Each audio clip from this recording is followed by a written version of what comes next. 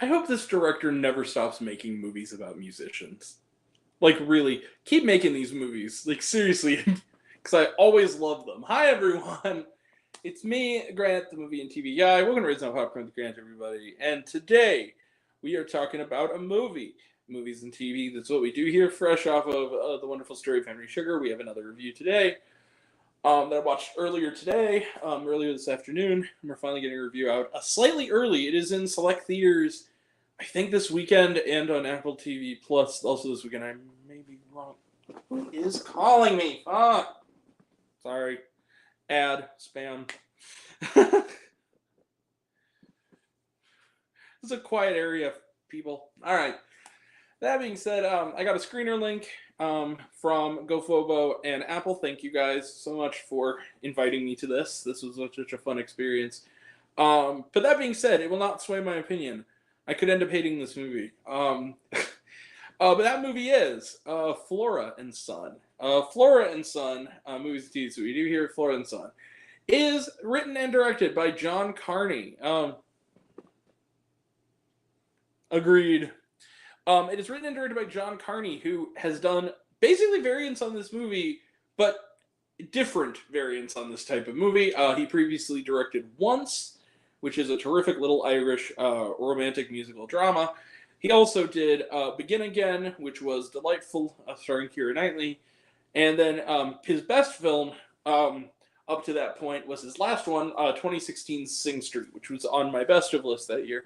Now he's back with Flora and Son. So what's the film about? Well, the film is about Flora. She is a young mother, early 30s. She's played by Eve Hewson, who I know best for Bad Sisters. She's also the daughter of Bono.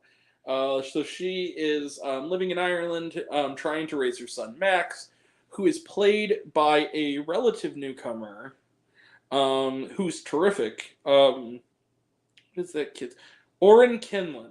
Oren Kinlan. I hope I'm saying that name correctly. There's a little accent. It's Oren, maybe. She was a teen mom. She's struggling to make ends meet, and she and her son don't necessarily get along very well. He prefers hanging out with his former singer dad, played by Jack Rayner, in a performance that proves that the good mother shouldn't be held against him because he's a really good actor. And after his latest run-in with trouble, he's threatened to be sent to prison or at least a juvenile detention center unless she can find him a hobby. She finds one literally in a junk pile. It is a guitar, and she decides she's going to learn the guitar and connect with him through music.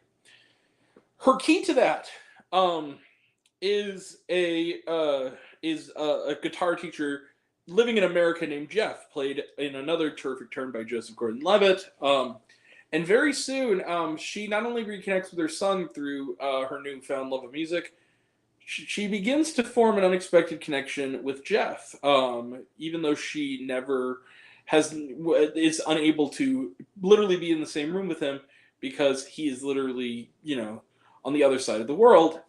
And so, together, they make beautiful music together.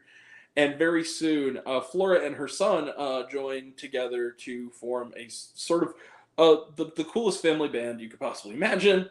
Let the uplift and the songs and the laughs begin. So, Flora and Son is I'm not going to beat around the bush. It always seems like when I get screeners for things, they turn out to be good movies, and that's because they always do. I fucking love this movie.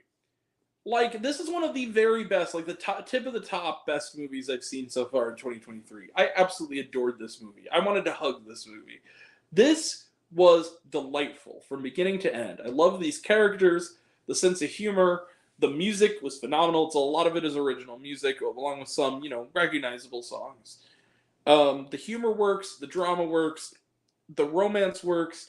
The chemistry between Eve Hewson and Joseph Gordon-Levitt is phenomenal, even though they're never actually physically in the same room with each other in the world of the movie. And it does this thing that John Carney does really well. The future right on cue. Hey, buddy.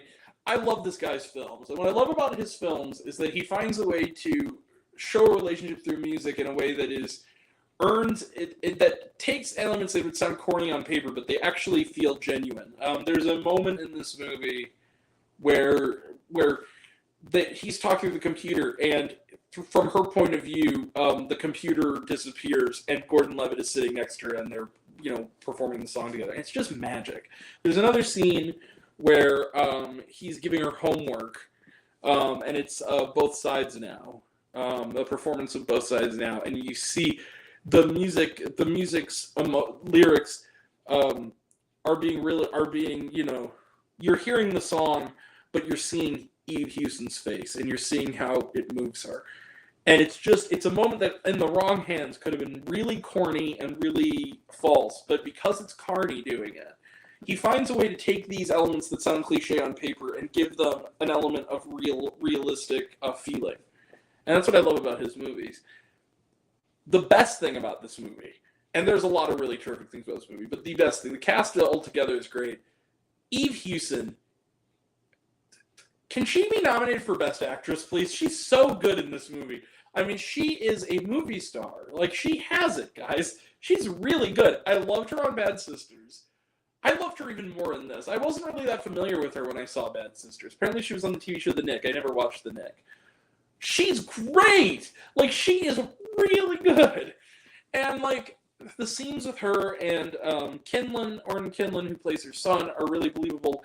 And the other thing I really love about this movie, and what I love about her performance and Carney's storytelling, is he actually isn't afraid to make his characters look bad sometimes. Show their flaws, show their deep pain, and the fact that, like, there's a scene straight up in this movie where, like, the mom and the son are butting heads, and they're calling each other names, and they're swinging hands around, and it's, like, real. Like, it's happening in the movie. Like, they get rough with each other in their words and their actions. And yet, at the same time, you totally buy when they show genuine love in each other's interests. And it works, and it all blends together in a way that actually is moving, and it's well done, and the songs are really good, and it's just terrific. So, yeah, I loved Flora and Son. This is one of the very best films I've seen this year. Congratulations, Jack Reno. You're going to be on my best of list and my worst of list this year, on a pretty high basis for both. So that being said, I'm going to give Flora and Son, and this is the second one I've given in a row, but I'm sorry. Yeah, you see it, bang. 5 out of 5 stars plus. I love this movie. I love every minute of this movie. It's going to be on Apple TV Plus Friday. If you have Apple TV Plus, please watch this movie. You will love it. I'm telling you, this is a crowd pleaser of a high order right here. Anyway, that being said, 5 out of 5 stars plus for Flora and Son. Let's close the book on it. Trailer Trash Non. I watched it on the screener link. Again, thank you, Apple. Was there shawarma?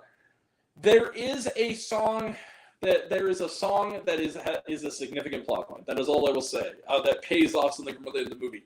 It is audio, not visual, but it's worth sticking around for. It's really nice. But yeah, that's all though. There's no like scene or anything, but there's a kind of sort of it's important to the plot.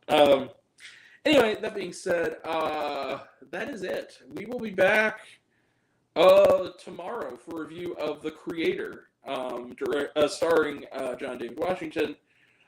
Friday, we'll have back-to-back reviews of Saw X and Paw Patrol: The Mighty Movie. Saturday, we'll have back-to-back reviews of The Blind and The Kill Room. And then we also have the review roundup of the 3 Wes Anderson shorts that are coming out this week on Netflix, which are The Swan, The Ratcatcher, and Poison. So those will be fun to talk about. And then also next week on Luke's channel, we have the watch-along for The Blackening and the watch-along double bill of It's the Great Pumpkin, Charlie Brown, and Dark Shadows. So those will be a lot of fun. Next week, we'll have reviews of The Exorcist Believer, this movie called, I think it's like something like Suffer in Solitude, something like that. It's this little indie movie that snuck into my theater. I don't know. And then Hocus Pocus. We'll do a retro review of Hocus Pocus, which is coming back out to theaters next week for its 30th anniversary. So that's coming up. And that'll be next time. And until next time, I'm Grant, the movie and TV guy. I see it all, and I'm happy to share it with you. I love you all. I appreciate you all. I love you all, class dismissed. I love you 3,000. Be kind to one another. If you like this video, give it a like if you want to. Give it a subscribe if you want to. Give it the bell. I don't know what it does. That's what you're supposed to do. Or so I've been told. Leave a comment, even if it's, hey, Grant, I like waffles. It really helps out. Some of you already have. Oh, sorry. Really helps out. I'm going to find me else reviews this and other fun stuff. You can check me out on letterboxd.com at Raising Popcorn with Grant. Twitter, I'm at Raise Grant. Facebook, Raising Popcorn with Grant. Instagram and Threads at Raising Popcorn with Grant. TikTok at Raising Popcorn with Grant. Serialized, all one word, lowercase, Raised on Popcorn. Check out my podcast, Raising Popcorn with Grant podcast on Spotify and Anchor. Some of you already have, but if you haven't, take care of yourself, take care of your mental health. It's incredibly important, and I want to know down below, what did you think of Flora and Son? Did you like the movie? Did you hate the movie? Do you think my opinion's good? Think I'm full of shit? Comment below, let me know. And until we meet again, we're all raised on popcorn. Make my own extra butter. Catch you guys next time. Take care, everyone. Bye.